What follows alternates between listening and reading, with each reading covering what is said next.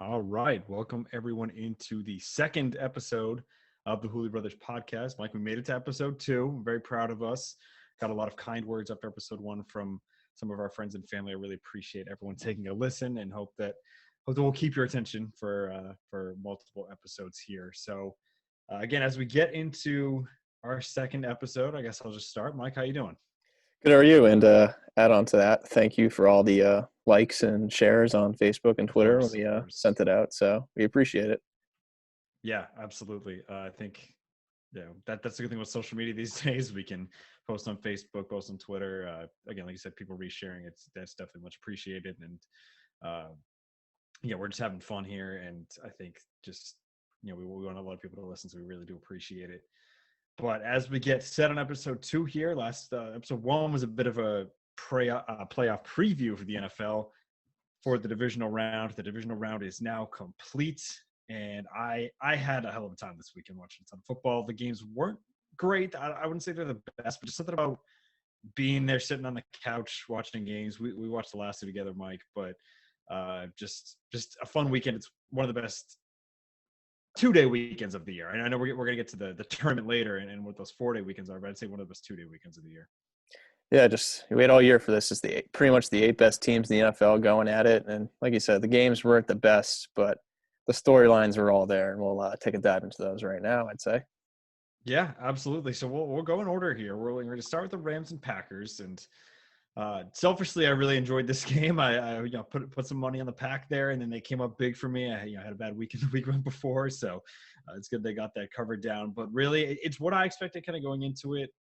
The Rams kept it close. I have to say their defense did play really well. I thought the Pack would really run away with it, but they kept it close for a while. You never really thought that they were going to lose the game. They seemed in control the whole time, but it was never quite a runaway.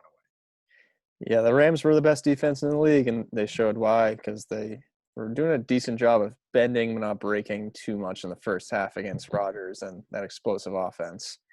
But it just really came down to Aaron Donald being out. He couldn't really play much of the second half Mm-hmm. with that injury.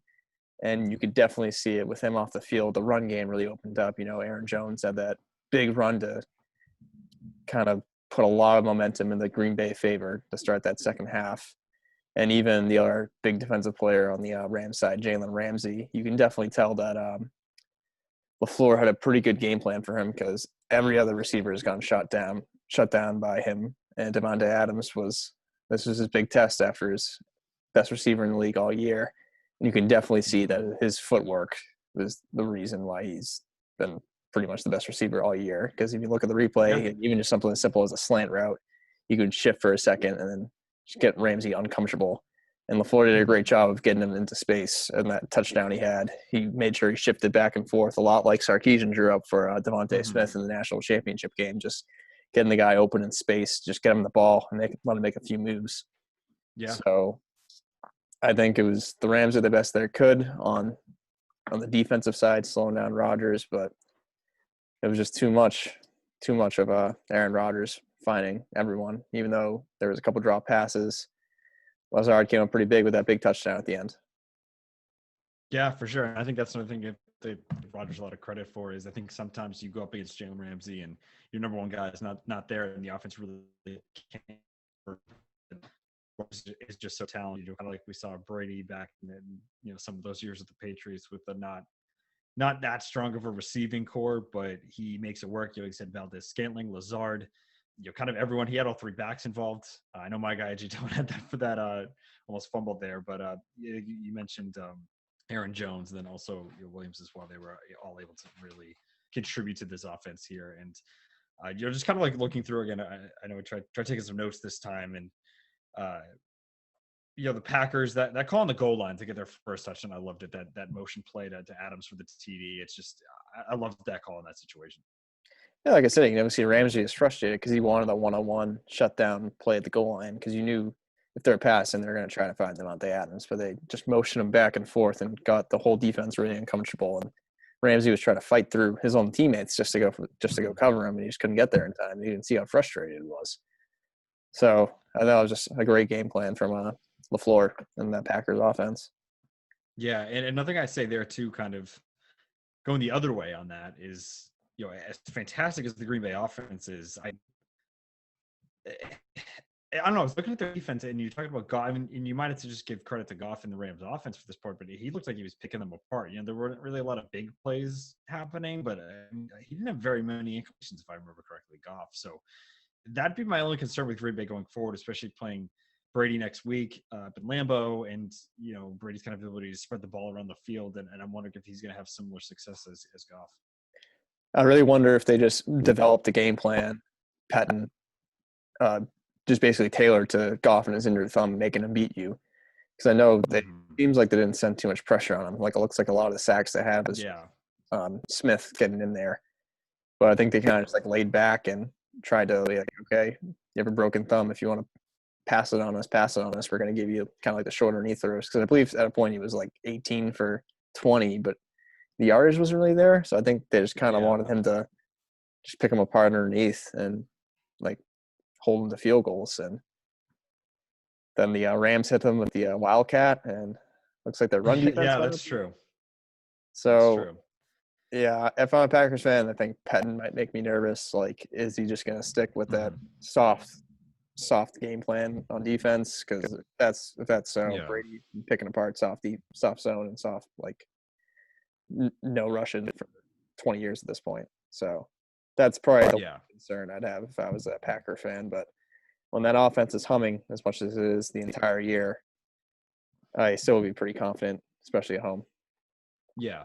And I think, we're obviously going to talk about the championship matchups. So we'll have another episode out before Sunday, probably around Saturday or so. So we won't get too much into the matchups for next week. But yeah, just going back to this game again, it's just I think the Packers were like I said, in control the whole time. But yeah, like I said, the defense that'd be where my question marks are. I think now if you especially get Adams going against the Bucs, I think it could potentially be a shootout. I could see that one going either way. Again, not to dig too deep in preview there, but I know the only other thing I had on the Packers here. Again, another personal wager one. They had me on tilt after that missed extra point, especially where the line was. I thought it was might be a 6-point game. I had the line at 6.5, but as we say, good teams win, great teams cover. Pack able to pull that one out, 32-18, a final there. And again, I think just at the end of the day, that's one matchup where I think we're going into it. I really did know the outcome. And I think the same thing with the Browns, and we'll get to them in a little bit, but I just didn't see any way the Rams were winning that game. I just think the Packers have been one of the hottest teams in the year, probably the hottest team in the NFC. I think the Bills made a bit of a run in the AFC, but I think they were just the hottest team, and really the game kind of played out how I thought. Yeah, I think the Packers just kept it simple and had a very basic game plan to just run the ball if Donald was off the field and just get the ball to Adams and kind of free up some of the other guys to get their confidence going to a big NFC championship game next week. Can't believe this is the first time Rodgers ever hosted one. That's another weird fact too. It's one of those that doesn't seem like it could be right, but that is the case. And it, I think they're going to need it. It's a tough Tampa team. The only thing is usually, you see a quarterback from one of these warm climates come up in a cold one and struggle. As Brady was up here in New England for 2 decades, so shouldn't be too much of a problem with him. We'll see about the other weapons on that team there, but yeah, again, should be a good one. We'll have more of a preview on our next episode, but again, Packers win 32-18, and we are set up for a legendary matchup at the quarterback position next Sunday. Now, as we shift gears, I'm going to get into the late game on Saturday, and my first note, Mike, for Baltimore and Buffalo is nothing happened. Yeah, it was. You could definitely see the elements were definitely a factor to be in with, because I think right off the bat, it looked like it was going to be some points. That the first 3 or 4 run plays, the Bills' run D just did not look good. It was 8 or 9 yards, whether it was Edwards or Jackson, or I think Dobbins had a carry on that drive. Yeah. And it looked like they were just going to run them over. Like one of my best friends, Jack from college, he's a big Bills fan. And after 2 plays, he was like, oh, God, I was nervous about this run D this entire week. But they were able to hold them. And I think just having Tucker hit one goalpost, it sort of bred some life into the stadium. I think there was only 6,000-7,000 people, but boy, were they pretty rambunctious on a Saturday night. Yeah, well, it's Bills Mafia. It's not your usual 7,000 people. They probably at least a person to go. But yeah, that's probably the weirdest thing about the game, and I think we have a lot to unpack with the Ravens. But at any given time, there can be a lot of bad or shaky kickers, and maybe a few that you rely on. And Justin Tucker's been one of those few you can rely on for basically his whole career. And then to see him have a game like that, it was shocking. And I think the thing that's gonna be interesting going forward as we get to next season and beyond there is I think a lot of times you see a kicker have a game like this at the beginning and the end. I think we saw it with Gostowski in Denver. He never fully recovered from the game. He had the AFC Championship game where the Patriots ended up costing the game because they lost by 2 because they then had to go for 2 and didn't get it later on. And again, he just was really never the same after that. And I mean, I'm wondering. If there's anyone that I do trust to shake that off, it is someone like Justin Tucker. But yeah, he did not look good. He's usually ice water in his veins. He's going to nail pretty much any kick. I mean, anything under like 55, he's automatic from. So it was really shocking to see him struggle like that. I do think he'll be able to bounce back because, like you said, I think he's been different than every other kicker that's come in the past. Yeah. So I do trust him to bounce back, especially just because of the elements, because I think that's my hot take from the game. I think the most dangerous element to play in isn't the rain, isn't the snow, it's the wind. Yeah. Because you saw as a kicker, yeah. Even in general, because you saw Josh Allen, he missed a lot of his deep throws that he made pretty much this entire year, and you'd see sailing it by other 10, 15 yards all towards the sideline because that's the way the wind was pushing. So yeah, no, I think that's a very good point. Because I think you think a lot of these things are rain in the snow, gripping the ball and everything. But even if you can get the ball in the air, if it's going to be waving around, not going exactly where you want it, I think you bring up a good point with Allen there. But I think even especially as a kicker, that's really all you can kind of control. You can't. If at least you're a quarterback, you can maybe throw it on a bit of a tighter rope. Maybe change your velocity there, and not have as many high arcing deep balls there. But yeah, I think that is a good point. Tucker, I would like to see maybe in a 75-degree opening of next weekend, maybe or next opening weekend of next year rather, and seeing how he does. But I'm just saying, be wary of it because I think we've seen that before with some kickers that kind of get broken mentally after a game like that. But moving on from the kicker, if we I think we got to talk about Lamar, and I think it's guy coming off of an MVP season a year ago, obviously struggling against the Titans.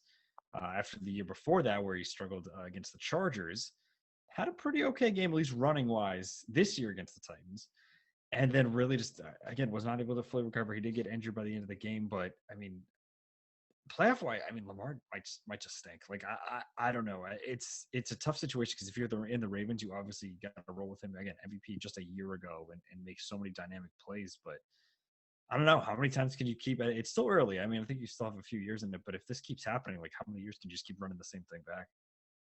I mean, like it's only 3 years down, two and a half as a starter. Like I guess you would like to see more, but he really needs to improve his passing game because even on that interception, you could read where he was going from a mile away. Yeah. Like I think there was 2 guys going. I think it was Snead on one side, Andrews on the other, and Taron Johnson was right in the middle. And he just read his eyes like he was locked in on Andrews. So that's how he was able to make such a game-changing play in that third quarter to just take the game on his own and running it out of the end zone and taking it to the house pretty easily. It seemed like no one really tried on the Ravens to get him, but right, yeah. And at that point, it's a 2-touchdown game with a quarter left. When your team only has 3 points, you can. Points were not. Yeah, points were not flying on the board. Yeah, points were not easy to come by in that game. So once you went down 17-3, it was like I said, it was pretty much game at that point. And also with Lamar, again, we know the run game's there. We absolutely know that. At least at a young age right now, like that's going to be there. There's no question about that. He's the best running quarterback in the league. There's really no debate about that. It's that passing game, like you said, and teams know that. They're figuring it out. Maybe not in the regular season. You don't, where there's a lot going on, a lot of moving pieces. He's able to do it when the playoffs come. You're locked in. Every these defenses are stepping up. Maybe not going 110% during the regular season, but when the playoffs come, they are. And again, he's got to figure out a way to really, like you said, really improve that passing game. And again, the run game, man, you got that down. Like I wouldn't spend too much time on that. It just you got to work on staying in the pocket, or even if you're out of the pocket, just making these throws that you're going to have to make to win these type of games. Because right now you're 1-3, and like you said, it's early. He's still only, I think it's still 24 years old, and there's time to go. But when this narrative gets started early, it's not even like, I'm sure some quarterbacks either struggle out of the gate, but maybe don't have that bad of games, but they've been pretty glaring. And that's almost the bad thing about Lamar is, he was drafted 32nd overall. I think if he had a few good seasons, maybe this first season they didn't quite make the playoffs, and last year they snuck in as but it's since he was so good, taking over for Flacco 2 years ago, and then obviously winning MVP and leading to the 1 seed last year, those expectations jumped up. So it's, even though he was only 24 years old, you got them there, and now you're on the big stage, and that's when you're not having these good games. So I think that's where it's a little tough on Lamar, because some other quarterbacks, like Baker, for example, this was his first playoffs, and he did win his first game, so that is where that differs. But he kind of was thrust into the national stage a little early, so that's one thing to note. But man, I don't know, something with these playoff games, we've seen 4 games of it now, and like you said, it's something that's really got to improve. Yeah, I definitely say it's more of the reading defense part rather than the arm, because Mm-hmm. physically his arm is still very good. Yeah, You can see yeah, he can fling it without not even trying, but I think a lot yeah. of times he does rely on his feet too much. So if he doesn't see a first couple of reads, he'll just go, and then you see it work for like a 15-yard gain. You think nothing's wrong, but Mm-hmm. when you get in the playoffs and it's kind of like the better defenses, and they have fast linebackers that can kind of spy and keep him in the pocket, Yeah. kind of gets exposed for his lack of ability to read a defense and get out to the second or third read. Yeah, and I think that's a good point too, being able to read the defense, because we do know the arm strength scary there. Talk about week 1 last year against Miami. He was running. He had that insane spin move run, but he was flinging it all over the yard. Hollywood Brown had a good game, and that's another good point too. I really like Hollywood Brown. He's not a number 1 wide receiver. He's a number 2, number 3. They do need to get more weapons in there. You're getting very tail end of the career Des Bryant. Obviously, Mark Andrews at the tight end, but I think that's an area where it can't improve rather. Some quarterbacks can make it work with anyone, but some guys need weapons, and I think he's someone that could really benefit from the weapons there. And then obviously, like I said before, he did get injured late in that game, and we saw Huntley come in. I don't know I did not know that both RG3 and McSorley both weren't playing. I was shocked to see this guy Huntley, but again, limited sample size. Huntley almost looked better than Lamar in this game specifically, anyway. Well, at that point, there's a lot of, I think the one play they didn't run prevent defense was the 4th down where he missed the big throw. Yeah, you always got to take that into account. Yeah. But, it's really more of, I'm being a little too mean on Lamar here, but it stinks because again, the Bills won this game. They're going to the AFC Championship game, but I feel like a lot of the main talking points are about the Ravens and the things that they didn't do.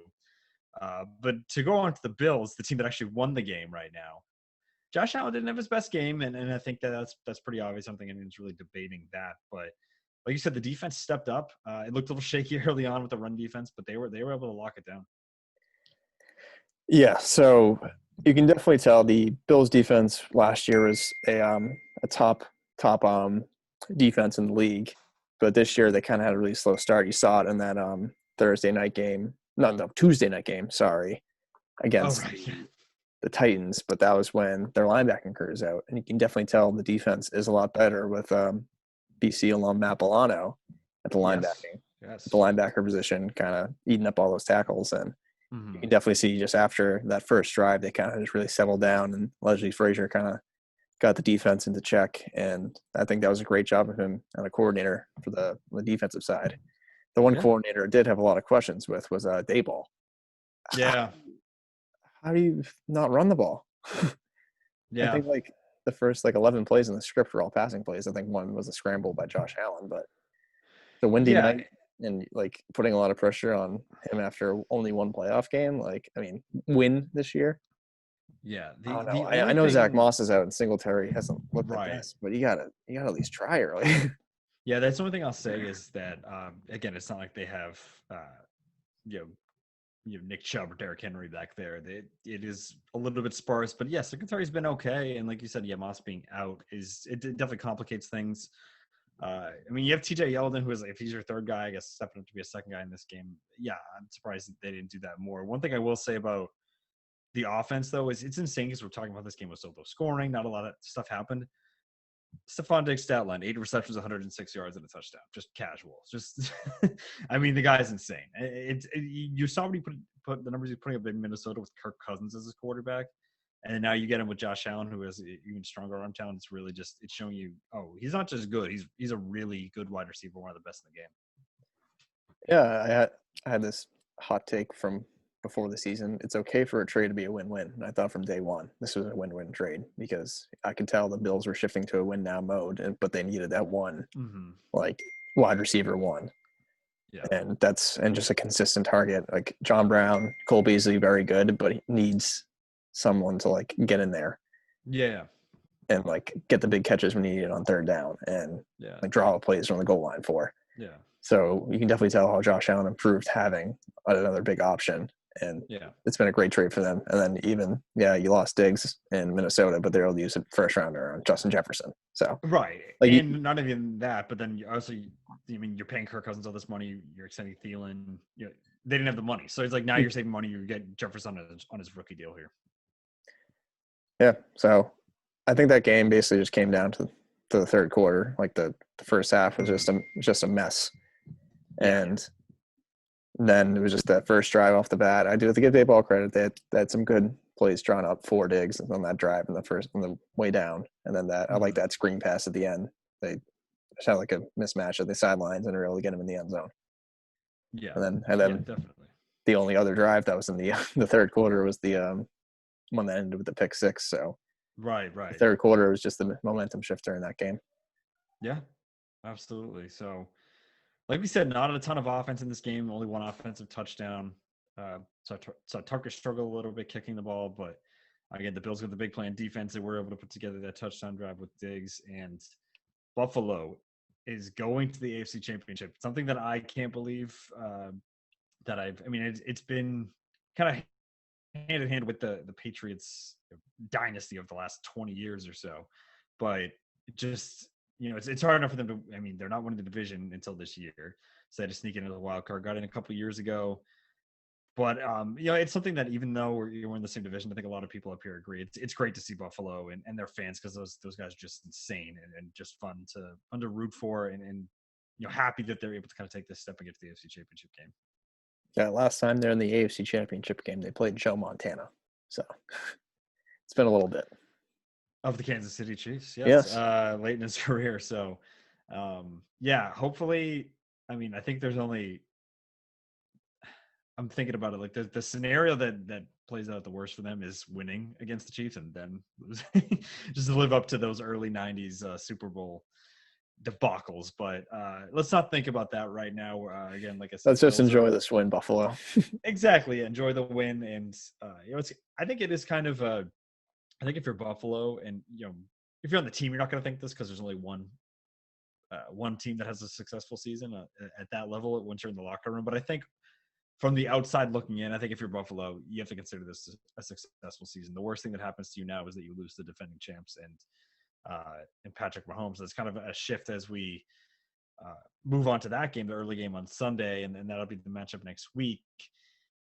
The real question is Patrick Mahomes going to be playing next week? I think a lot of people expect it to happen in some way, shape, or form. How that plays out, I'm not sure. But before we get into that, the game there, just kind of, those thoughts there on Mahomes. And I mean, do you think he's going to play? Yeah. I don't see any way he doesn't play. It's terrible because he did not look good. And he has multiple injuries, right? It's not just the concussion, but he also hurt his leg. You saw him limping around there at times. So, but let's get into the game before, we'll kind of get to that by the end of it. But early on, I really thought that it had the potential to get ugly. First, it was Chiefs or a wagon. They looked really good to start. Again, I know they kind of came back down to earth. They only ended up getting 22 points. And then something that I think, again, I don't know if it's one of those regular season versus playoff things, but the unit I was really impressed was the Chiefs defense. Yeah, like I said, I feel like they always just know how to show up when you need just that one or two couple stops. Mm-hmm. And I feel like he always makes some sort of play, whether it counts or not. Sorensen on their Yeah. defense, like I'm pretty sure he Hmm. had a pick in the AFC Championship game against the Pats. He had that Yeah, yeah. big forced fumble in the second quarter of this game. Yeah, I just feel like yeah, him and they always seem to have good pass rush. Teron Matthew had an interception in this Matthews game. always, You yeah, always forget he's just lurking ball around. hawk, yeah. Yeah, absolute ball hawk. And then that brings up a good point too. And I think we'll get into more of the game plan there. But I think the big story of at least the first half of this game, like you were saying, is the rule that everyone I think it's very controversial. You know, a lot of people don't like it. I personally don't have a huge problem with it. Is the touchback rule, the fumbling out of the end zone, and I think the big problem on that play was that it was clearly targeting. Again, like led with the crown of the helmet. That's what caused the fumble in the first place. But I know we were kind of talking about this because again we were watching these games together. But the what's your take on the touchback rule? Oh, I think it should be if it goes at the back of the end zone, of course, because Right. I it's think because I you're see clearly that too. stretching Yeah. out, and if it gets knocked out, it's clearly a fumble. And if it goes Mhm. at the back, it goes at the back, it's their ball.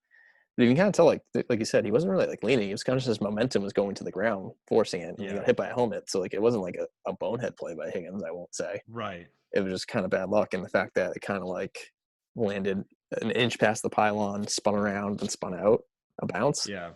It just was Cleveland luck because like Yeah. it did kind of bounce. It went to the left at first, and then kind of just Yeah. spun the wrong way. So it was just a brutal mess. Again, I think if it goes at the side of the end zone, it should maybe be back to the 20 or just like Yeah. I don't know what. a loss of down, maybe. Like if that was like second and Yeah. 10, it's third and 10 now. Like Right. Yeah. so, It's tough too because it's not even like oh, you turn the ball over, but then also it's not even like you have them pinned up against their goal line or something. That'd mhm. even be that even a little better, I think. But yeah, it's just one of those things. I think you got to know the risk going into it. I mean, this isn't a new rule. Um, sometimes if it goes through the back, I think that's like the only way to really handle that situation there. But it's tough because, like you said, he clearly if he didn't cross the plane because then it would have been a touchdown. So he almost got knocked out in the field of play. And it's another one of those things. I mean, you could say the catch rule as well, but it's one of those things where you're treating the end zone differently than any other part of the field. Again, it does lead to chaos. It leads to again a lot of craziness there. You have to be careful if you're getting near the end zone. You got to have full control of the ball. You can't fumble it through. And that's obviously what happened there. I think that was really the issue that a lot of people had. Some people just hate the rule altogether, and anytime it comes up, they let that be known. But I think a bigger problem was that, like I said, there was clearly targeting on that play that led to the fumble. So it was a bad break for Cleveland in that aspect. But to go back to just Cleveland offense in Yeah. general, Hmm. that run game that everyone was touting up before and looked fantastic didn't really have Yeah. that good of a game. Like Chubb didn't really run the ball that well. When they tried to drop him off pass plays, he dropped a lot. He dropped a lot. I don't think Kareem Hunt touched the ball in the first half. Hmm. So it seemed like Baker was the one carrying their offense. I know they only had 3 points, but I mean, could have been 10. So Baker really just kept them in that game because Yeah. Baker and their defense, because on their 4 drives, the Chiefs had 4 scores, but they were able to hold them to two field goals, which is Yeah. a lifesaver when it comes to playing the Chiefs and Arrowhead in the playoffs. Yeah. That's true. Yeah, because I think early in the game, yeah, the Chiefs kind of made their push in the second quarter there, but like you said, you got to take advantage. If Kansas City's not putting up 30 points, you're keeping them to 22. I think you have a great shot at winning a game against the Chiefs, especially like I said, their defense. While it does step up in the playoffs, we know it's not nearly anything that the offense is, and I think you bring up a good point there because it's not even. I mean, like thinking back, I think I'm just assuming the Chiefs jump out to a lead early, but they really didn't. So you had time to establish the run with Nick Chubb and Kareem Hunt there, but looking at it, I mean, 19 carries between the two of them, and then 37 pass attempts for Baker, which isn't a crazy amount, but you typically saw more balance with Cleveland in the run game, and Baker really feeds off of that run game. And again, Baker wasn't fantastic, but he played a pretty good game, I think, all things considered. And yeah, he just didn't have the support from the run game there. I think Njoku had a really good game. He caught a lot of big third down plays when the Browns needed it, but yeah, they just ran out of gas, I think, in certain aspects of the game there.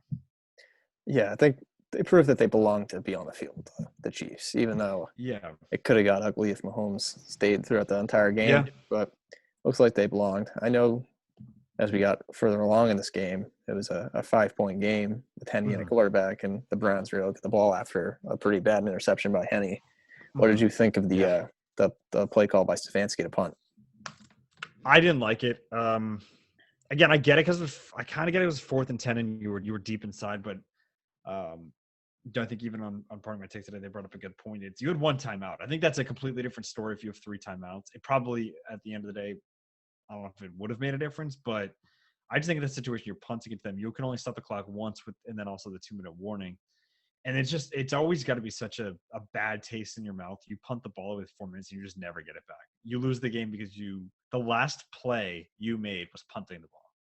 I just can't imagine that. Like you didn't give it one last shot. You never went for it on 4th down at the end of the game. And I get it. You're backed up, but I think that's just a risk you got to take. And you said, especially with Chad Henne, it's not like he had been. I mean, again, he made a good play late, and I'm not taking. He made 2 good plays late. He made that run, and then obviously the pass to ice it. But I think because a good point too is you said it before. It was a 5-point game. So what's the worst that happens? You miss it. If you can hold them to a field goal, they might not be playing too aggressively, especially with Chad Henne. And I know Andy Reid made an aggressive play late in the game, but that was to pick up an inch. I don't know if they're taking many shots at the end zone because the last shot at the end zone, obviously it resulted in an interception. So I think if you don't make that, you're probably holding them to a field goal attempt, and then you're either, whether it makes it or not, you're looking at a 5-point or 8-point game, and you're still in it there. So I think that's important. Maybe for down 6 or 7, it's a little bit of a story because if you don't get it, the game is over. But even then, I still think just the fact that you have that Chiefs offense, whether it's Henne or Mahomes, and 4 minutes isn't that long of time, especially when they're trying to milk the clock. You have 1 timeout. Yeah, I don't know. I think it's just tough to have the last play of your season be a punt. Yeah, I'm not gonna backtrack because I was wrong, but in the moment I did like the punt because it's tough to get 11 yards on one play, Yeah, no, and and I get that. Yeah, and the fact that I think with the amount of time you could have afforded to give up 1 first down, and I feel like you could have played into the fact that Reed's probably not going to run the ball 3 straight plays. He's going to Mhm. be used to passing the ball, and with Henne he could Yeah. throw an incomplete pass. I guess you just have to take the risk that Henne isn't going to run for 13, 14 yards, and then they're going to snap it That was before the 2-minute insane. warning. It was just, That was insane. I think at I that don't know point you just got to tip how. your cap. I mean, it was a good play, but also just like and I get at a certain point you don't want to get beat deep, but also like how do you let Chad Henne run for 14 yards there? It just that's the thing too. I think if you're Cleveland too, I think at the end of the day, again, it took a long time for you to get here. It did. It took 18 years for you to get into the playoffs. You won your first game against your division rival. You do go down to the defending champs. The game was there, so that it is a tough one to swallow there because you were there, you had chances. Mahomes was out of the game. You had an opportunity to go ahead, but looking towards next season, I think you gotta especially once you get to the draft, defense. I think their offense is actually in a really good spot depending on how the whole OBJ situation works out. Those if you bring him back or if you make any sort of move there, maybe bring another wide out. You have a good receiving core. You have the tight ends. You have the backs. Baker's good. You get your offensive line healthy. I'd say the big concern with this team is defense. I mean, they did only let up 22 points to the Chiefs, but I mean, you look at the game last week, they scored 49 points and it wasn't quite iced until late in that game. So I mean, you obviously have a complete stud in Myles Garrett. You have Taki there. You have a few names on the Denzel defense, but Ward. if you can, Denzel Ward, another great piece there. But if you can really solidify that, get some other guys in there, whether it be, like I said, through the draft or on the free agency market, I think they're going to be a good team. And like I said, OBJ is a huge part of this team, and you're still able to make the playoffs and really make a run at it and hold the Chiefs late. But I still think that's a tough pill to swallow to end that game. Yeah, like you said, on the defensive side, it's kind of just what do you got to go going forward. First, there's Sendejo is their safety, and I think everyone in Cleveland hates that guy. Yeah, I would definitely the try to old get their version of Chris Conti in Chicago a few years ago. try to get safety, maybe bulk up that linebacking position because on offense, I think their future is very bright between I think they're their running backs, the receiving core, even the tight ends. Like even Harrison Bryant is your third tight end. When he had a play due to some COVID outbreak, he had a couple touchdowns. It was a good game. And then their O-line is and fantastic with like Patino, Zeller, got the rookie that's Wills. That's in the commercials. He's pretty good. So Oh yeah, Jedrick Wills. Yeah. yeah. So no, So he's fantastic. they're just I'm gonna not sure bulk up that Higgins. I D, mean, and with yeah. Steelers maybe on their way out with the uncertainty of the quarterback position, and they prove they can hang around with the Ravens. Could be talking with the Browns. There's Yeah, a power in the AFC for the next 5 years or so. I think they definitely have a shot at the AFC North next year, and again that's far down the line here. But like you said, especially if I think this team has a long way to go anyway. But also if you're talking about Joe Burrow not being back maybe for half the year next year for Cincinnati, like you said, quarterback change in Pittsburgh, it could be you in Baltimore for the short window here, and again hopefully they can jump on that. But at the end of the day, Chiefs do pull it out. Henny has that big play, and I think there's one more thing we got to talk about before we move on to the final game here, and that's, dude, Romo's got to chill.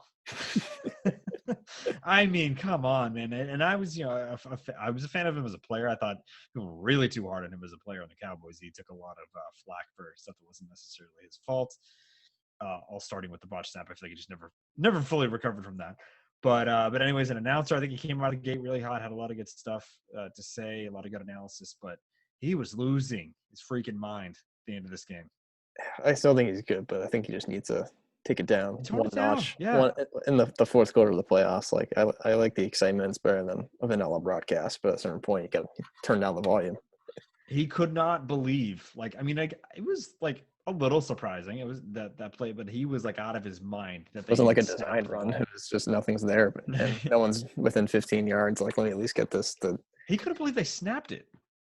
Like, it wasn't even like the play call. It was just like, that was shocking. I think I didn't mind don't know. I didn't mind him going too crazy on that. I think it was more like the Henry run.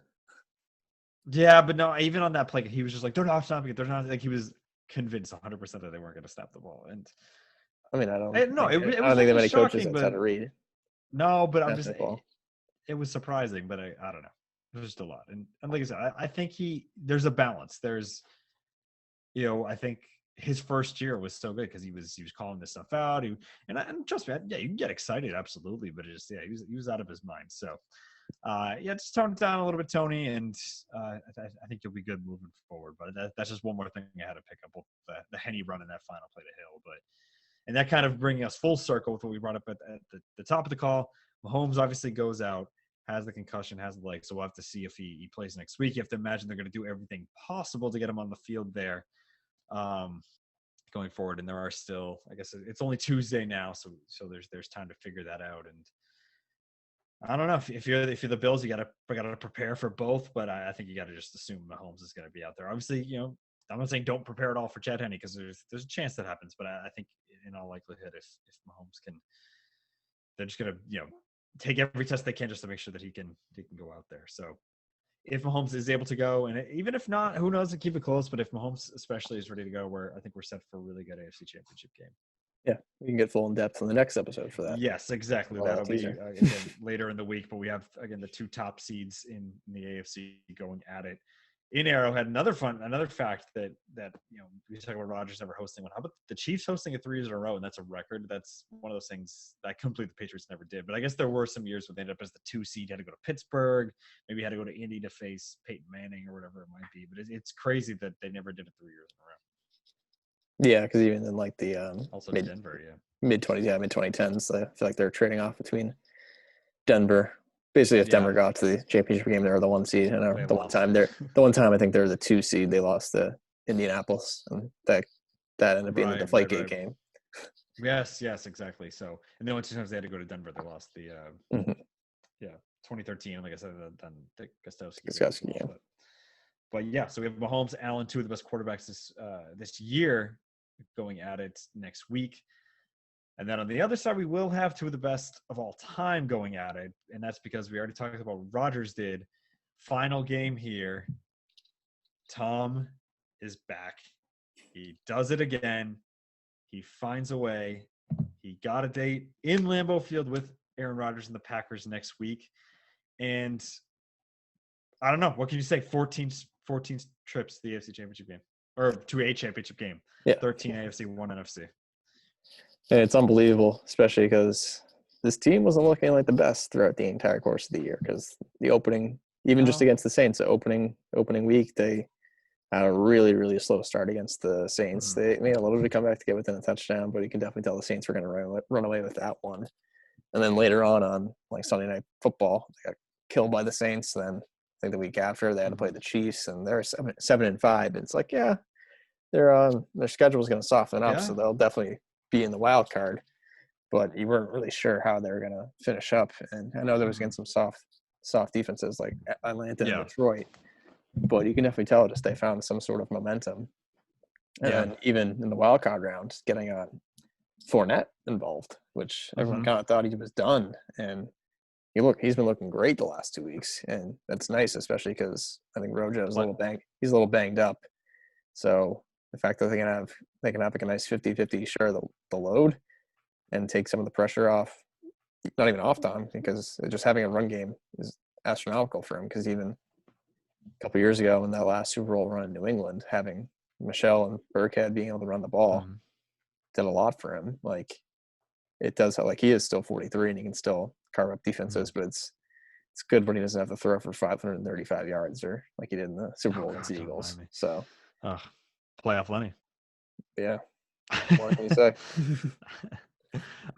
But yeah, and I think that's the thing too to note that I mean, yeah, Brady didn't have the best game. Not like not anyone saying that he did. It was a pretty kind of pedestrian game for him. But it is important to know, we're talking about next week, matchup of two of the greatest quarterbacks to ever play the game in Brady and Rodgers. But we saw the same this week. We saw Brady and we saw Jameis Winston, two of the best to ever play the game. What a throw! That was right on a dime. It's just, Take a page of the Bears playbook. yeah, exactly. And I'm obviously being too mean to Drew Brees here because he is one of the best to ever suit up. Uh, as far as he owns pretty much all these passing records, but you could just tell even the end of this year, it just seemed like he really ran out of gas, and he just he just doesn't have that ability to throw the ball deep anymore. Every indication was this was his last game. I think it'd be a huge mistake if it wasn't his last game, just because all right, you kind of have some dignity now. I mean, it wasn't your best game here, but at least you made the playoffs. You led the team to the second best record. I know he was out a few weeks there, but I kept it somewhat close against this Bucks team, and I think you can kind of go out on a pretty good note here. But it is important to note, Mike. I mean, like you said, we saw Jameis might have been the best quarterback in this game. I mean, it was one throw, but I mean, like I said, Brady didn't look great. Breeze obviously didn't have a good game at all. But you do wonder, and they would obviously never do this. And again, kind of going back to stuff I was listening to today, but like you got to wonder, like when Jameis, he might have. I mean, Breeze turned it over 3 times, and that's like the concern with Jameis anyway. So that aspect wouldn't have got worse, really, the turnovers, and then who knows, someone could actually throw the ball downfield. Again, they would never do it, but it's just interesting to think about if the game would have maybe gone down a little bit different had Jameis been under center. Yeah, but again, like you said, if they wanted to throw away the turnover aspect, a lot of them didn't happen at the end of the game. That's Like fair. Yeah. like the Saints were up 20-13 driving. I know this wasn't on Breeze, but that was the Cook fumble, which led Yeah. to them tying the game. And then there was the back-to-back picks to make it 23 and then 20. I mean 23 and 30. Mm-hmm. So it was kind of the Yeah. game just got out of hand pretty quickly because I thought it was going Yeah. to go down to the wire. And the next thing you know, it was Mm-hmm. the QB sneak, the left Brady hanging, and the game was over. Yeah. So like we were saying before, not the best game out of Brady, but again, he has the weapons there. Uh, Mike Evans is obviously a force in the outside. He's got Godwin. Scotty Miller had some big plays in this game as a check down, and Antonio Brown can't forget about him obviously. But again, they Only did put up 30. only that Sorry, one go ahead, catch, Mike. and I think he'll be good to play next week. Yeah. So again, I think the offense obviously put up 30 points, but for me, the best play in this game was Devin White. He was all over the place on defense. Just again, Breeze obviously had his troubles there, but I mean, again, White with I think it was a pick and a fumble. Mm-hmm. So just absolute great game out of him. Murphy Bunting also looked good out there too. I think that's a huge sign if you're a Bucks fan, just getting this defense rolling as well. But I think we know about the front obviously with JPP and Dominic and Sue and everyone up there, but seeing again just White just be all over the place and having a guy like Murphy Bunting back there too, I think was huge for him in this game and really kept New Orleans off the board. Yeah, it's kind of just you can really tell that the defense really took over for them. Michael Thomas had 0 catches that kind of eliminated Yeah. them Kamara in the passing game too. I Hmm. think he only had a couple catches for like 20 yards. Hmm. So it was a great job by I even say both defenses because, like you Yeah. said, the No. Yeah. Saints That's fair. kind of shut down pretty much all the receivers because if you look at the Hmm. box score, like it was only really Brate, Fournette were the top receivers. Like Evans only had one catch for it was a Yeah. touchdown, but only one catch. Brown only had one catch, and Godwin was pretty limited. So Yeah.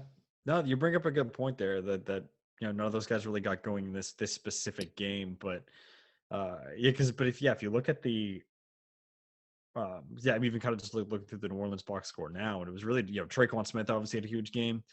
Uh, Emmanuel Sanders was okay, but Cook obviously had that fumble that obviously led to things on the stretch, but yeah, I think that was really it because I mean, if you think about it, as much as Breeze couldn't get the ball downfield, a lot of the offensive numbers that I think you could argue that New Orleans maybe had a better game. There's been too many mistakes, at least on offense, and I think that's really because again, obviously Tampa was down early in this game, and it was really the defense kind of kept them in it, stopped it from getting really out of hand and really opened the door for them to come back offensively. yeah, and it's gonna get pretty ugly down in New Orleans these next couple of years. Well, in what aspect do you just mean like as far as them being able to kind of make more runs and figure out the quarterback position? Well, they're going to be. I think even if Breeze retires, they're going to be 95 million over the cap next year. Hmm.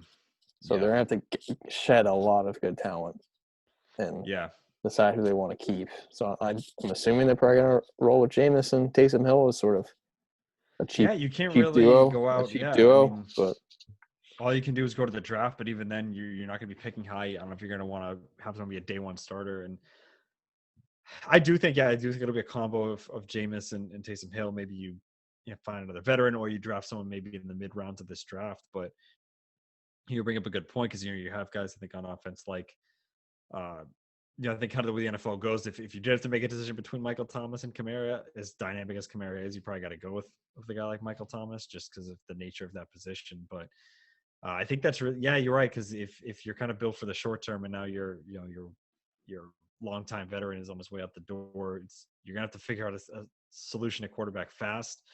Um, Again, I pump up Jameis a lot, but we know he's far from a perfect quarterback, or at least if they try to go somewhere else, it's gonna have to be on the cheap.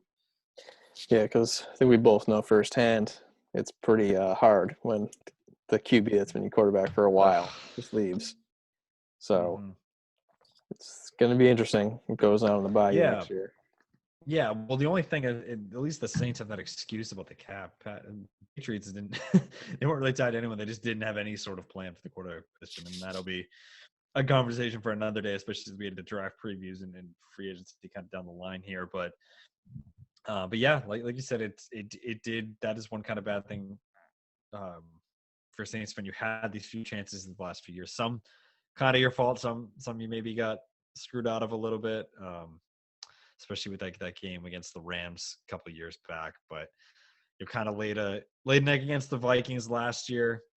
Obviously had the Minnesota Miracle. That was kind of just a freak play there, and then now today's game or Sunday's game rather that. And you had a few chances with Breeze in his final years, and you kind of just weren't able to close it. So at the end of the day, it is just one Super Bowl for the Breeze Peyton combo, assuming that Breeze is out the door. So yeah, we'll have to see going forward with the Saints if they're able to kind of keep it together in some capacity, or if they're headed towards, like you said, having to shed some cap space and maybe head towards a rebuild. But so yeah, we have our final four set. Again, just one more note there is that Brady did it again. I know people are maybe torn up here in New England. I'm happy to see him back at it again. I think it was a terrible situation to let him go, especially with no plan. It'd be one thing if they had maybe it was a Brett Favre, Aaron Rodgers type scenario, but they had no plan. I liked Cam at the time, and again, this is a whole different conversation, but just I don't know. I think it's a situation that just it shouldn't have ended the way it did, and I'm happy to see Brady kind of just keep chugging along here. Maybe not the most likable team there as far as like players go, especially the latest addition at wide receiver there. But at the end of the day, like I said, Tom's the greatest we've ever seen. He's given us 6 championships, so kind of keep rooting for him going forward. Yeah, I think like you said, there's a lot of characters in that team that are Yeah, a little out there. but So I'm yeah, happy he's proving why he's the greatest. So exactly. Yeah, I yeah. think if he Like, loses a close one in Green Bay, I don't think the narrative's going to change that much from this run with Tampa Bay. yeah, yeah. And I know there's a lot of moving parts, but if you just think about it, last year, Tampa Bay 7-9, Patriots made the playoffs.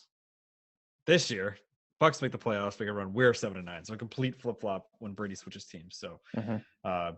good from going forward. But like I was saying, we have a Final Four set. Should be a really good championship Sunday. Bills and Chiefs they're the I forget the order, Mike. If they remind me, are they The Bucks Packers is going to be early? first.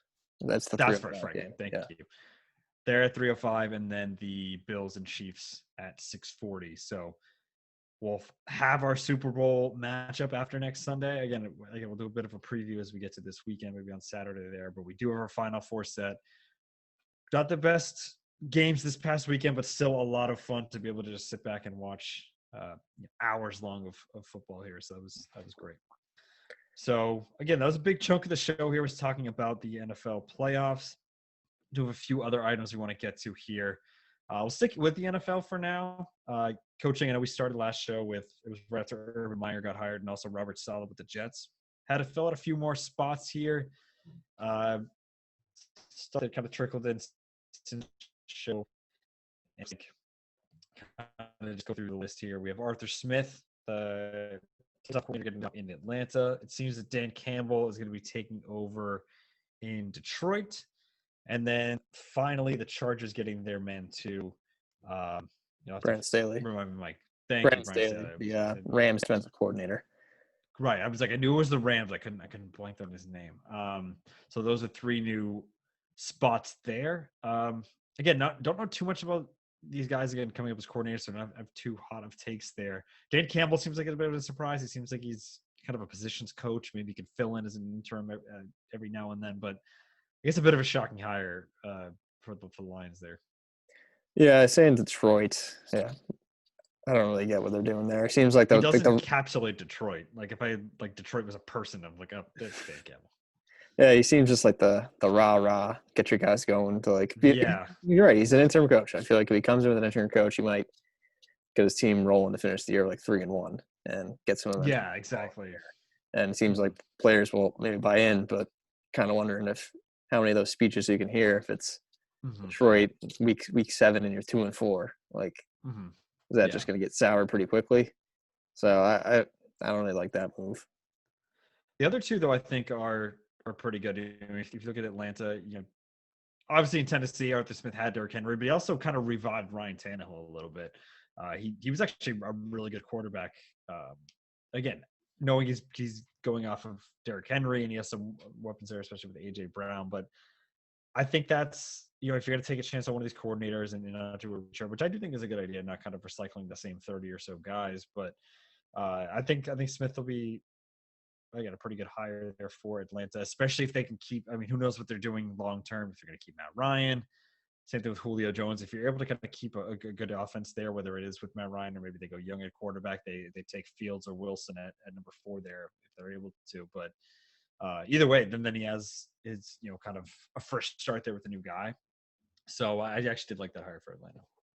Yeah, I'd say this is kind of a to be continued sort of review on that hire because I'm not sure. They all are. Yeah, but I'm more of like kind of just what I need to know what their plan is. So I think they'll figure that out. That's true. In the draft. So yeah, if they're hiring him to sort of do like a revamp job like he did with Tannehill to sort of get a last couple of years into Matt Ryan, like okay, I think that's the way you're going to go for it.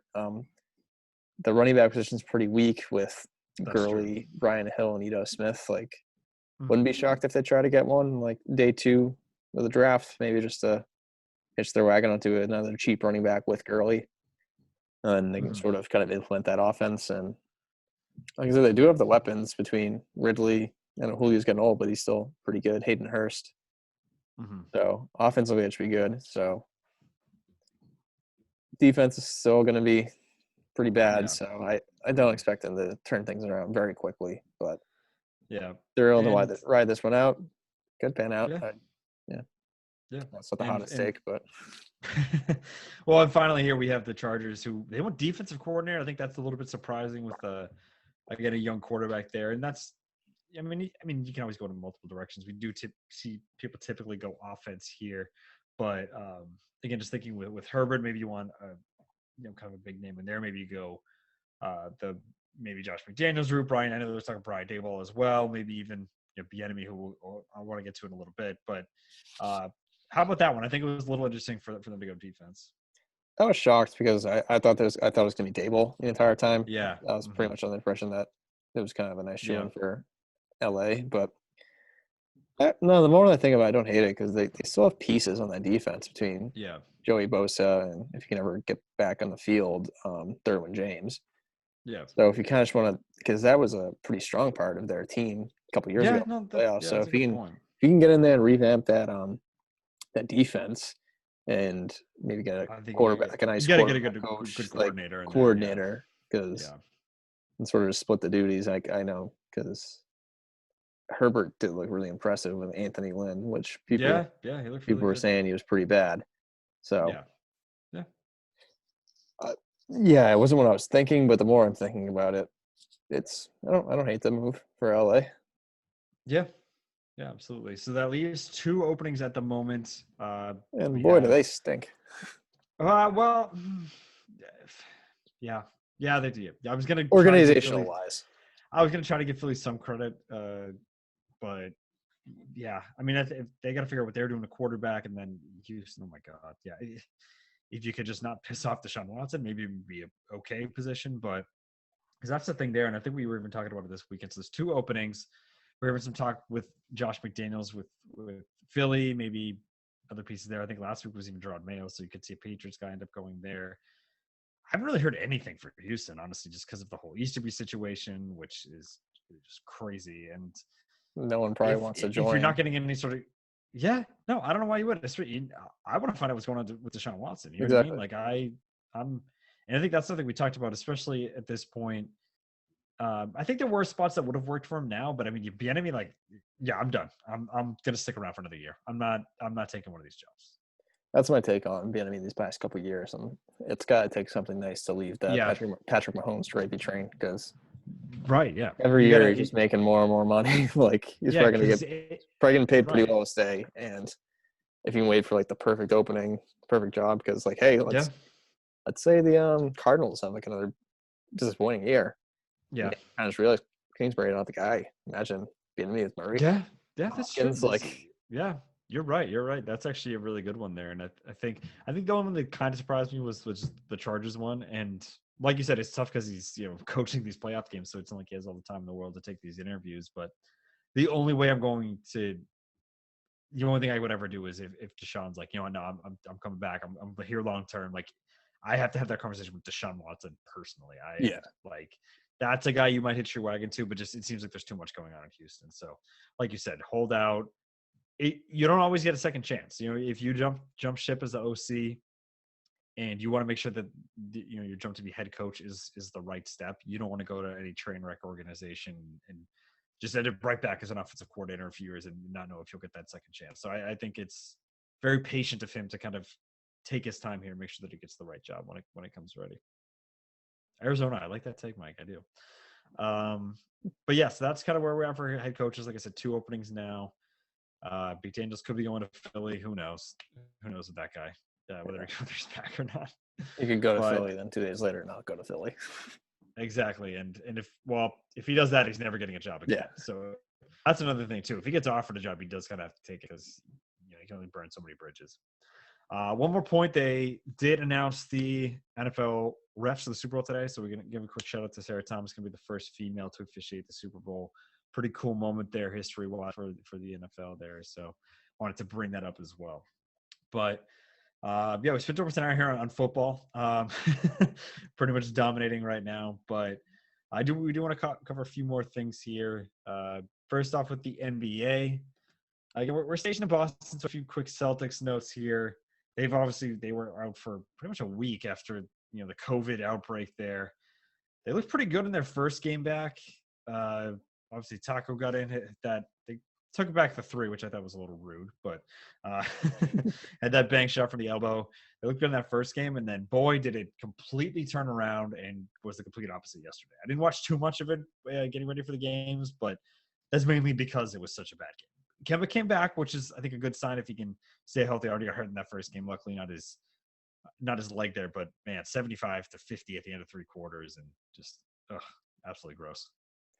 I want to go back to Friday night. The Orlando Magic do this every year.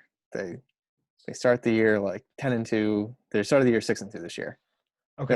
They've lost 5 straight. They always get off to like Yeah. first like 8 games. They're like, oh, like maybe they're gonna do. I think that's why they end up being like the 7 or 8 seed every year. They're just winning off the start. Then they're just god awful. Then they like they're as bad as like they're like like basically plays a 10-11 seed the rest of the year, but they already notched up enough wins. And they go 500 towards the end, sneak in at like 40 and 42 on a normal schedule. But yeah, so I think it'll be tougher this year. We got better teams up. So happy the Celtics were able to get in rhythm. Brown looked fantastic in that game. Yeah. And then I think there's certain times, especially with the limited roster, you just got to chalk up. It was an afternoon game against the Knicks, but you just got to kind of wipe that off and just go forward looking into Philly this week. Yeah, it is funny they had 75 points. Jalen had 25 of them, so a third of the points there. So yeah, game against Philly tomorrow night. The big and Friday, and Friday, 2 games there. So again, the kind of the rivalry there. Tatum still, I think, will be out at least for Wednesday's game.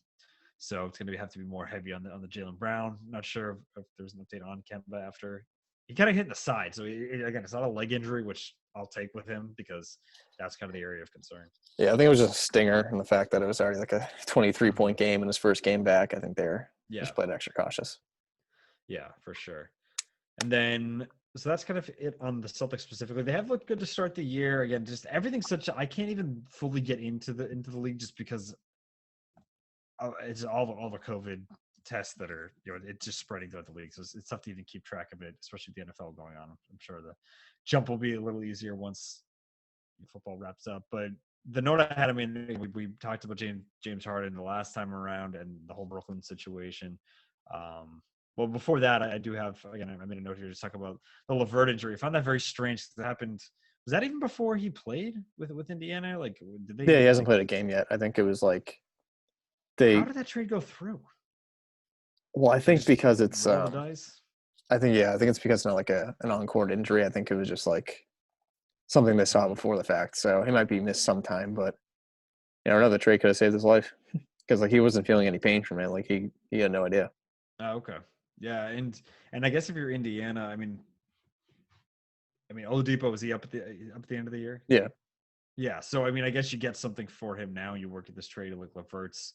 Maybe you got to go for moving forward, but yeah, I think they got to get someone like that. I think that the physical process is like when you get traded. I think it's just like, okay, are you not injured? You have right. Are you in shape? Right. Where I think like after the fact they do a second physical where it's more of like health records. Yeah. And for sure. I think they end up getting because they got like an extra like second round draft pick. Yeah. All right. So, it's something. Well, I'm happy they found it and hope for a speedy recovery for Paris. Yeah, because LeVert's awesome, and he put up like 50 seemingly in one quarter. I remember last year against the Celtics, it was just an insane performance, and yeah, he's the real deal. But going back to Harden, and who somehow shed like 20 pounds in 2 days. I don't know what, or at least it looks like it. I don't know if he was hiding. He must have had some sort of padding under the jersey. I think he was pulling a little okey-doke on this. I think they had like a heated vest or something. He had something going on there because he looked fantastic, even just in the pregame warm-ups in Brooklyn. But he's looked good to start. He's had some good games with Durant, kind of, again, his old teammate back in OKC. They've looked great, again, these first couple games here. But he's happy as a clam. Last night. Yeah. He's happy as a clam. For now, yeah. I think he was in Houston, 8-9 years now. So, I mean, it's just, I guess, time for something new. And then now Kyrie's coming back. Again, if this is a mental health situation, obviously, I want the best for Kyrie. He is a pain in the ass. I do have to admit, but if that's the thing, again, it's a tough situation to gauge. But on court wise, I'm very interested to see how this all shakes out, because it's either going to be the best thing we've seen, pretty much since the Golden State team, maybe even better in a different way. They obviously won't be as good as shooting, but or it's gonna blow up completely, or it's gonna only him or Harden are gonna work. I think either one can work with Durant. I think Durant can make it work, but just the two of them in the backcourt together, it's very interesting to see how that works. Oh well, I know it was just one game, but it was against a pretty good team in the Bucks, and I was impressed. Well, no, but that's Harden and KD. Yeah, I agree. I'm just saying all three of them. I don't know. I think it's gonna have a very quick short life. Like it's probably gonna last a year or two maybe, but I think it's gonna work. After like I was a huge doubter, but I don't know. That one game kind of swayed me.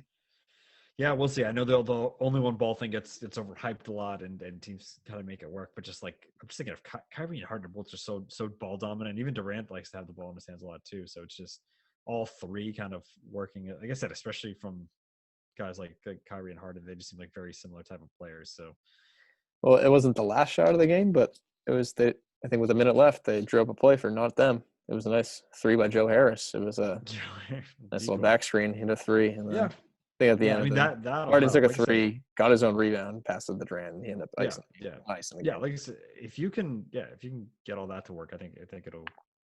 It's just getting to the last shot. That's when you're really gonna have some options there. But it's just Yeah. the 47 and a half minutes before that, how the gameplay is gonna work. But I do agree. Usually, talent does win out. It's just gonna be very interesting because they're both kind of strong personalities, I'd say, from the guard position, and like I said, both ball dominant. So if it works, look out. They're going to be really scary, and I think that makes them the best team in the East. But if not, who knows? Could go a lot of different ways. Very early stages here. We still haven't seen all three on the court together, but obviously something to look out for. And yeah, like you said before, Harden looked great with just KD. But yeah, again, we'll kind of keep an eye on the NBA moving forward. I want to quickly switch over to some NHL, some hockey. Again, I haven't gotten too much into this yet, but Mike, I know you had a few thoughts you wanted to get to here. Yeah, I haven't watched too many games, but I've made sure to keep up some of the scores. I Mhm. have a fun fact for you, Sean. There are only two teams in the NHL without an even strength goal. Do you know who they are? They Well, are you gave me the outline, so they're the Boston but I Bruins, didn't before that. Boston Bruins and the Dallas Stars. Yeah. No, the thing is that the Dallas Stars have not played a game yet because they have COVID.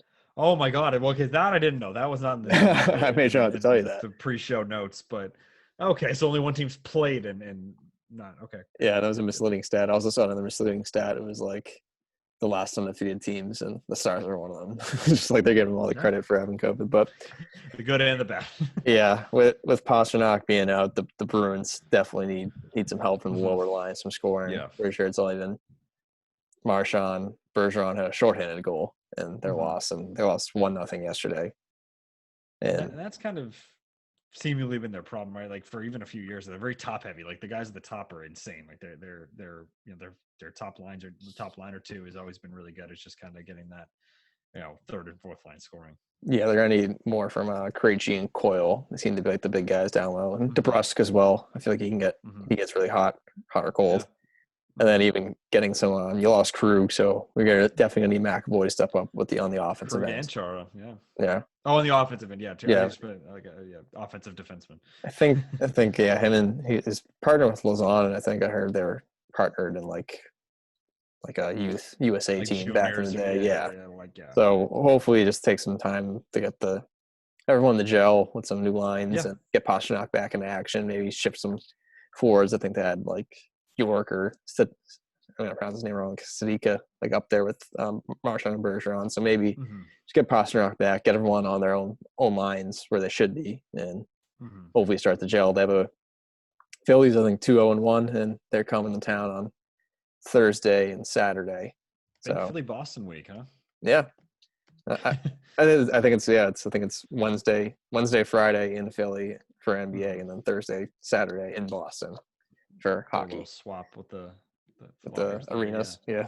yeah. So, I don't know. I am kind of liking these like 2-game series in the NHL, especially Yeah. if you're going to be playing the same 7 teams Mm, instead of having to like go from Philly to yeah. Boston to Pittsburgh back to Philly. Just Yeah. like Limit the make it like travel. baseball, because especially this Yeah. year when they only played the same 9 teams, they kept the Yeah. travel pretty I limited. do really like that setup. I think we talked about it last episode is just I think of all how all leagues have handled the COVID thing, I think that's just brilliant. Just Yeah. play these same teams, then when we get to playoffs, we'll figure it out from there.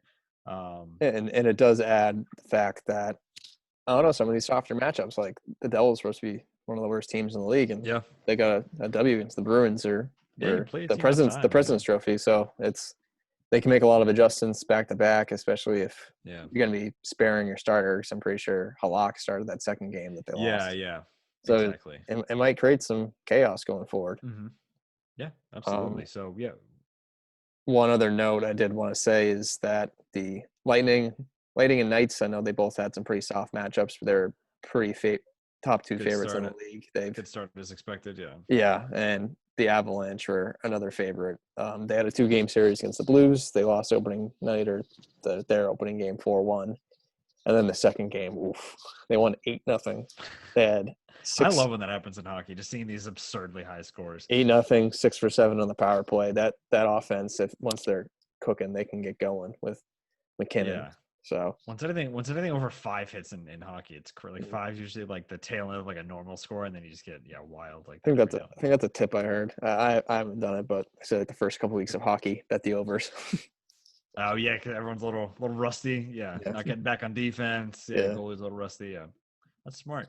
But yeah, again, I think again we've been pretty football heavy, and we probably will be at least through the Super Bowl. But yeah, after that, I think we're gonna open up a lot more of the NBA, NHL talk, and then we'll obviously eventually get to MLB.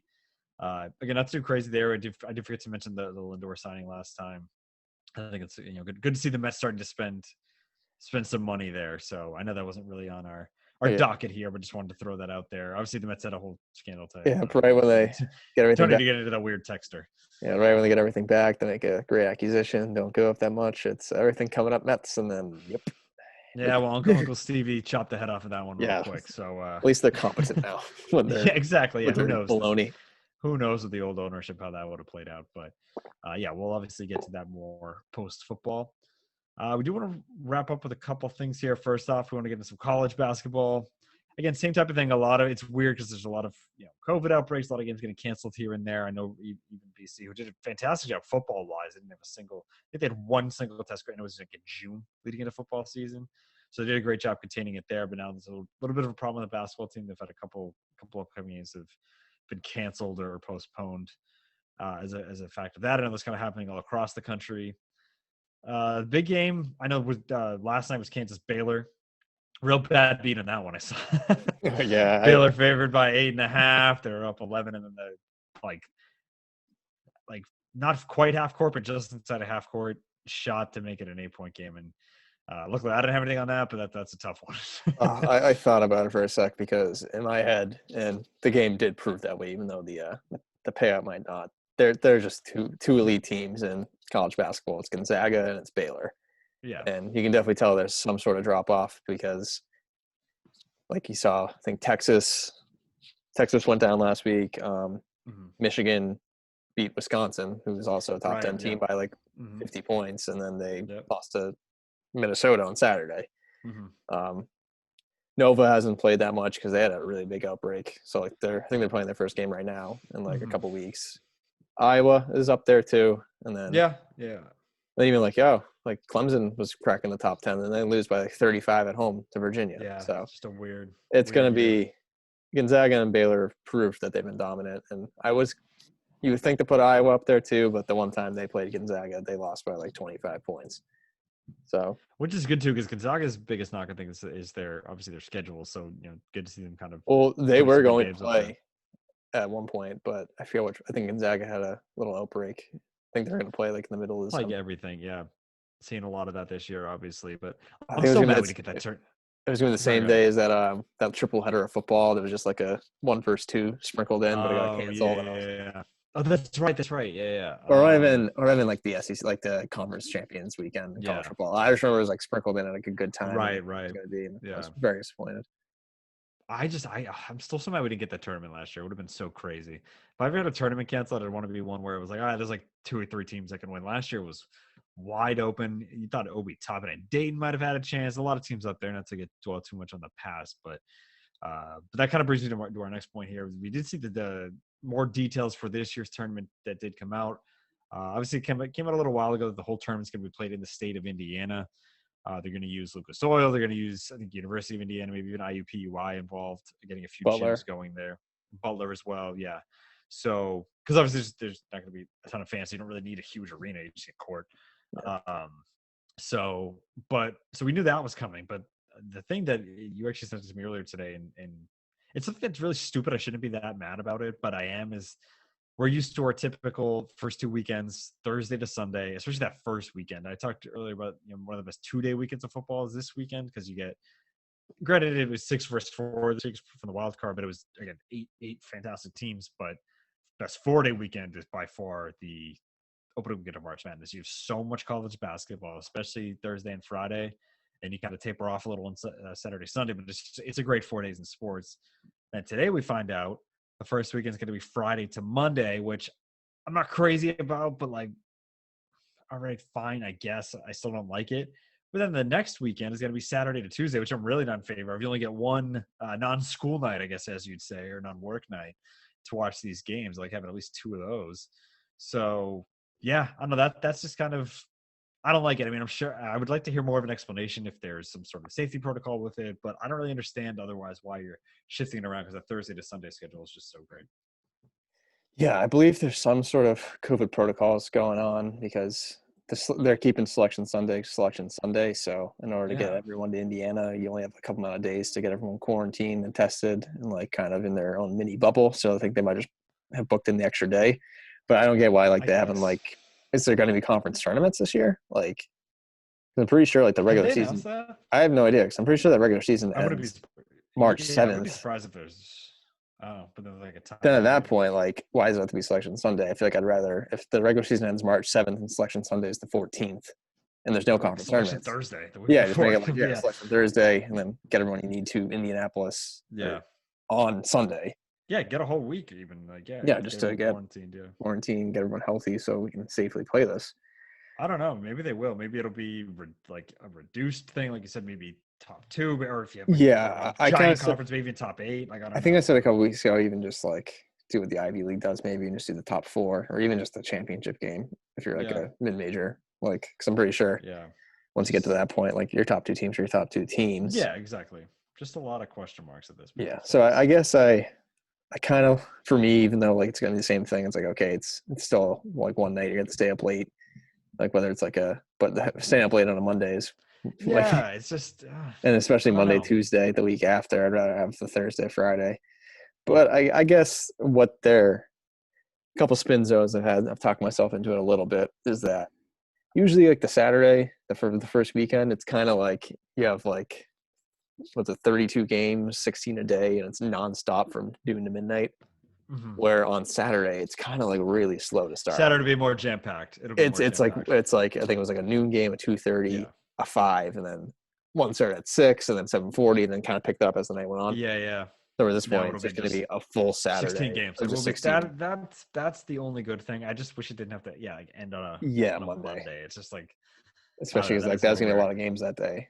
Because I feel like yeah, you can kind of even work wise. Like you can kind of blow stuff out at the Right. end of the week, and then Easier Monday working just from catch up. home, but Yeah, no, but it was almost like the sign that it was like a double win, because the Thursday hit, you're like, all right, it's already Thursday, the week started to slow down. yeah, Then you just let into your weekend of college basketball. Now it's like, oh, but then there's still Monday. But yeah. you do bring up a good point. So another point to think about: we haven't had a tournament in 2 years, or we didn't get it last year, so we're getting a tournament. I'm not going to complain too much. I think that's why I'm Also, doing this spin zone right now. yeah, exactly. And honestly, as long as this is, I just hope this isn't here to stay. You know what I mean? Like if this is a 1 year thing, we get COVID under control, we have a normal tournament next year where we have a bunch of different sites, and it's if we go back to that Thursday to Sunday schedule, then if this is a 1 year thing, fine. I just hope it's not here to stay.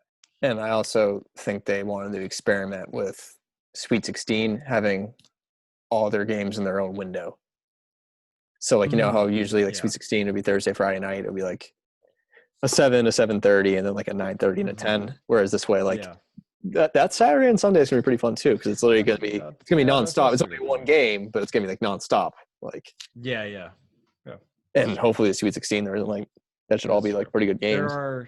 are some pros here, but yeah, that's a good point. So again, a little bit different this year, so we'll see how that shakes out. It'll still be fun as long as we can just keep these teams safe. Hopefully there'll be no like you said, just because it is almost like a mini, not quite a bubble, but keeping everyone in the same state, hopefully, and like that's hopefully when we really get players like you're not going anywhere, you're staying in the hotel, going to the game, and that's it.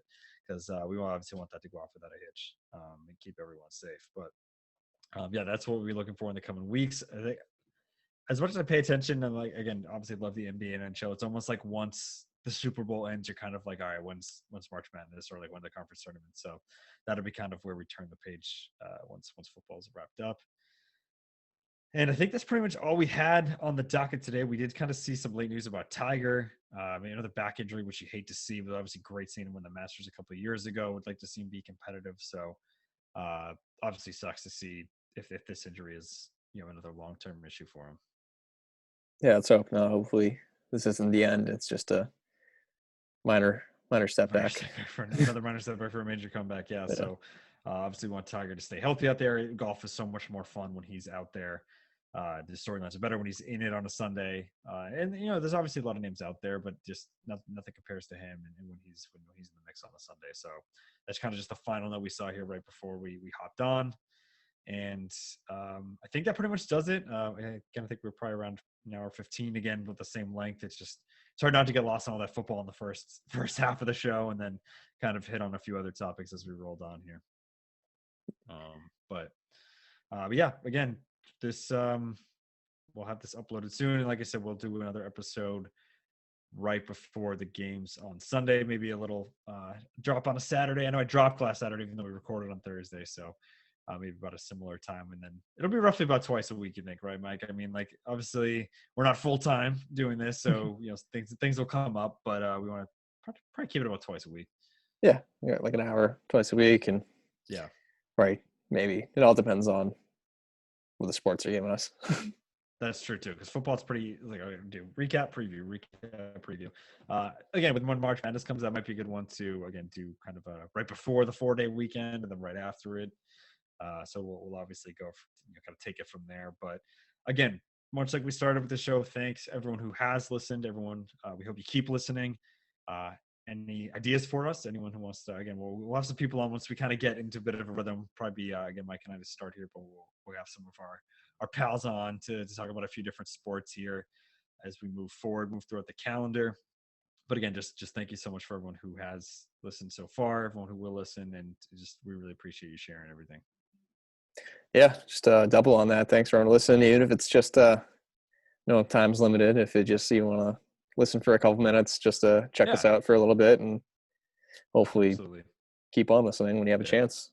Just anyone give us a try. Thank you. Yeah, absolutely. And again, if an hour-ish is too long, I'm sure we can tighten back. We're still getting used to a few things here. So like I said, it was a little harder kind of getting into all these games. Wanted to spend a lot of time on them, but again, we hope to improve every episode. I think that's the case, Mike. So we'll certainly do that. And again, just can't say it again. Thanks everyone for listening.